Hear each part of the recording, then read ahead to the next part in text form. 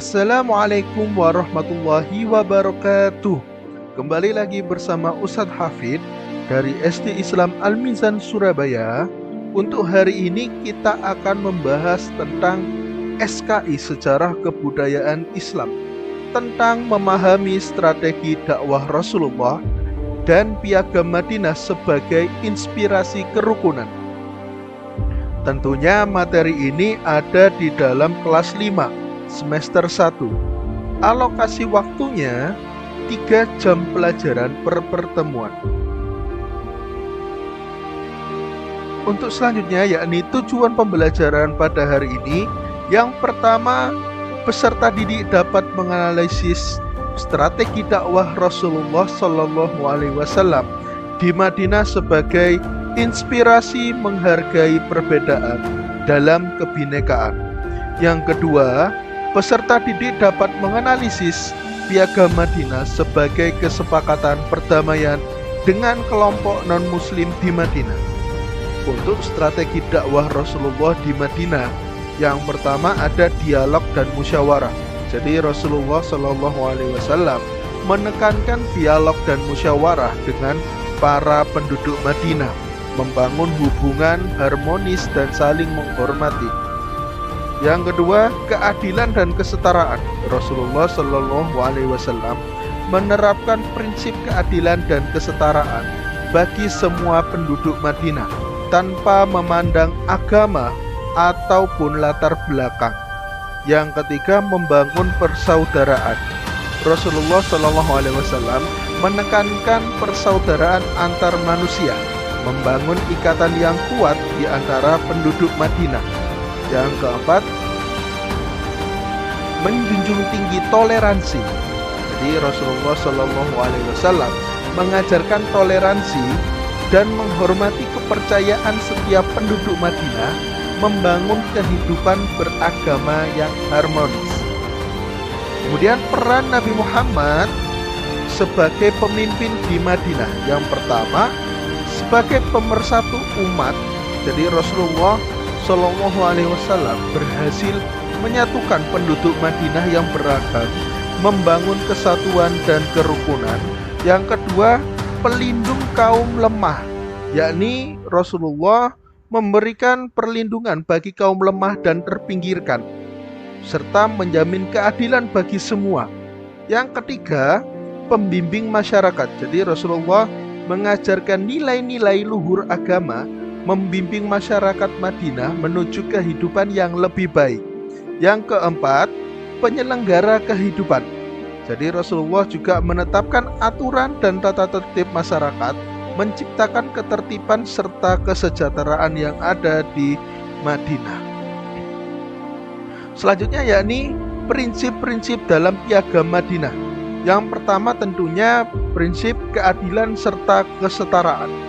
Jadi Piagam Madinah menegaskan prinsip keadilan dan kesetaraan bagi semua penduduk Madinah tanpa memandang agama atau latar belakangnya. Yang kedua, kebebasan beragama, yakni Piagam Madinah menjamin kebebasan beragama bagi semua penduduk Madinah.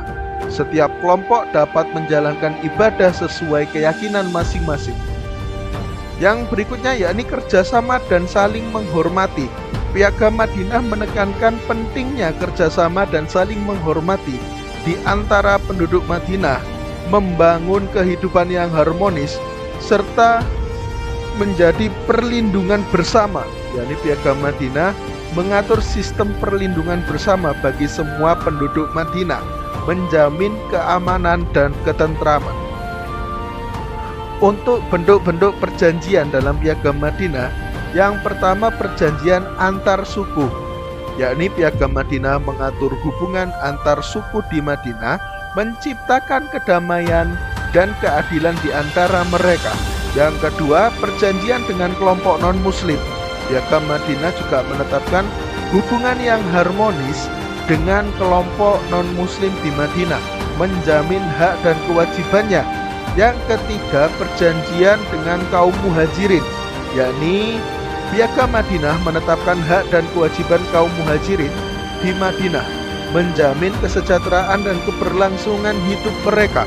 Yang keempat, perjanjian dengan kaum Ansor, yakni Piagam Madinah menetapkan hak dan kewajiban kaum Ansor di Madinah menjamin perlindungan dan dukungan bagi kaum Muhajirin.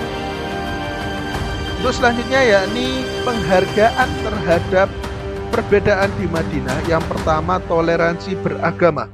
Jadi dalam Piagam Madinah menjamin kebebasan beragama bagi semua penduduk Madinah. Setiap kelompok dapat menjalankan ibadah sesuai keyakinan masing-masing. Selanjutnya yakni keadilan sosial. Piagam Madinah menegaskan prinsip keadilan dan kesetaraan bagi semua penduduk Madinah tanpa memandang agama ataupun latar belakang. Berikutnya, kerjasama antar umat. Piagam Madinah menekankan pentingnya kerjasama dan saling menghormati di antara penduduk Madinah, membangun kehidupan yang harmonis, serta perlindungan bersama. Jadi Piagam Madinah juga mengatur sistem perlindungan bersama bagi semua penduduk Madinah, menjamin keamanan serta ketentraman. Dampak Piagam Madinah bagi kehidupan masyarakat. Yang pertama tentunya keamanan dan ketertiban. Yang kedua, kerukunan antar umat. Yang ketiga, kemajuan dan kesejahteraan. Juga menjaga kebinekaan sebagai amanat sejarah. Yang pertama, memahami sejarah, itu belajar dari sejarah Piagam Madinah dan menerapkan nilai-nilai luhurnya dalam kehidupan sehari-hari. Yang kedua, menghormati perbedaan. Menghormati perbedaan agama, suku, dan budaya sebagai kekayaan bangsa dan menjalin kerukunan antar umat. Yang ketiga, menjaga ketertiban dan keamanan, menciptakan lingkungan yang aman dan kondusif bagi semua penduduk, menjamin hak dan kewajiban, mewujudkan keadilan sosial, membangun masyarakat yang adil dan sejahtera bagi penduduk, menghilangkan diskriminasi serta kesenjangan. Itulah sejarah di dalam Rasulullah itu membina masyarakat Madinah dengan berbagai cobaan, berbagai aturan yang ada di dalam Piagam Madinah.